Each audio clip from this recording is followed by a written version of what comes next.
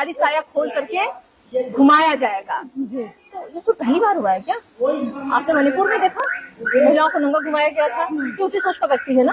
डर लग रहा है सारिका जी? डरता ही सर, ऐसे टुच्चे लोगों से मैं डरती नहीं हूँ। मैं तो चैलेंज करती हूँ उसको, आओ आके सामने है हिम्मत तो आओ सामने बात। अभी कुछ देर पहले ही उन्होंने लाइव आया था, उन्होंने ये कहा कि तेजस्वी यादव ने आप पे दबाव बनाया है तब जाके आप ये बोल रही हैं। वो मेरे कई वीडियोस में दिखा रहा था, तो उसको पता होना चाहिए कि हम पे कोई दबाव नहीं बनाता है। और मैं जिस विचारधारा के साथ खड़ी हूँ ना, हम लोग यहाँ सिक्का कुछ नहीं करते हैं और तुम्हारे जैसी गिदड़ धमकी से डरते भी नहीं है। याद रखना, सारिका पासवान है मेरा, पासवान, समझे? और इसको हिंदी में दुसाध कहते हैं, साध दिए जाओगे। रमेश्वर मुखिया के बारे में आपने कुछ कहा था, जिसके बाद ये विवाद पूरा शुरू हुआ।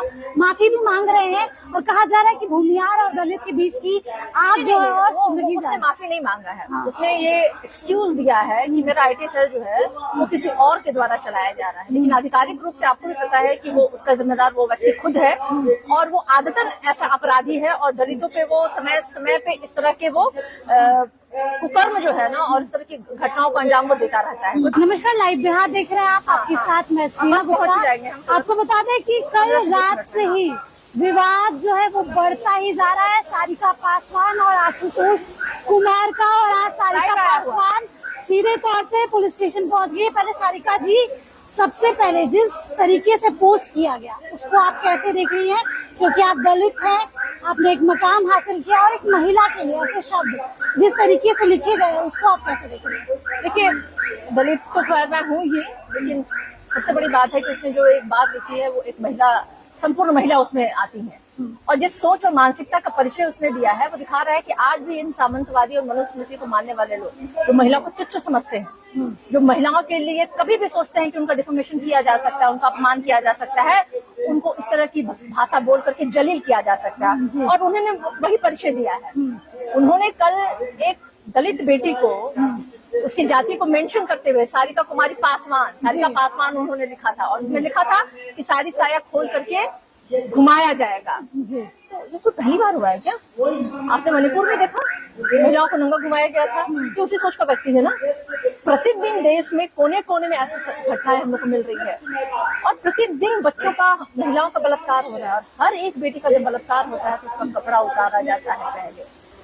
ये वही बलात्कारी है, ये उसी सोच को रखने वाला है, वो उसी घृणित मानसिकता का व्यक्ति है जो कहता है कि साड़ी साया खोल करके घुमाएंगे। लोकतांत्रिक तरीके का विरोध हर एक व्यक्ति को अधिकार है। आप जिंदाबाद मुर्दाबाद कह सकते हैं, आप किसी को समर्थन करते हैं आप जिंदाबाद कहिए, आप अगर किसी के समर्थन में नहीं आप मुर्दाबाद। और मैंने उसी रमेश्वर मुखिया के बारे में आपने कुछ कहा था, जिसके बाद ये विवाद पूरा शुरू हुआ।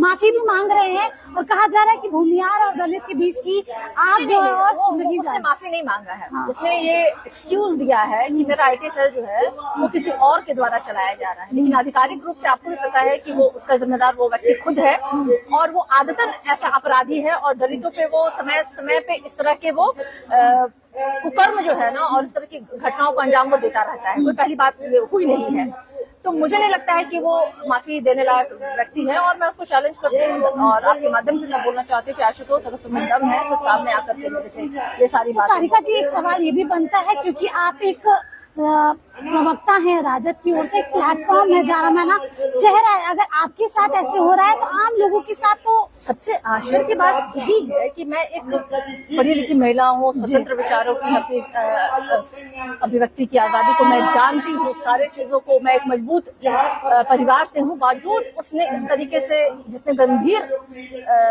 तरीके से और जितने आपत्तिजनक शब्दों का इस्तेमाल उसने मेरे खिलाफ किया, तो आप अंदाजा लगा लीजिए उन गरीब गांव में रहने वाली बच्चियां, दलित बच्चों के साथ किस तरीके से दबिश और किस तरह के साथ अत्याचार उनके साथ होता है।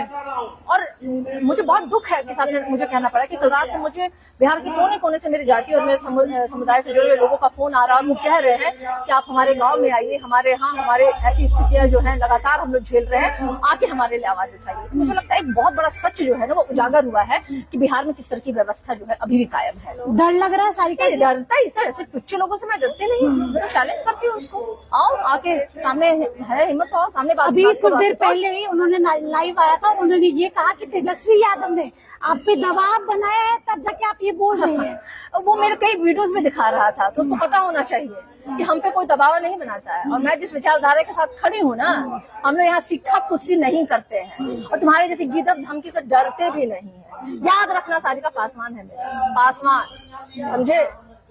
और इसको हिंदी में दुसाध कहते हैं, साध दिए जाओगे। तो देखिए, सीधे तौर पे आपको बता दें कि जो तस्वीरें हैं वो दिखा रहे थे आपको, और पुलिस स्टेशन आ चुकी है और केस हो चुका है, FIR हो चुका है। अब देखना होगा आगे क्या कुछ होगा। बने रहिए हमारे साथ, तब तक के लिए बहुत बहुत शुक्रिया।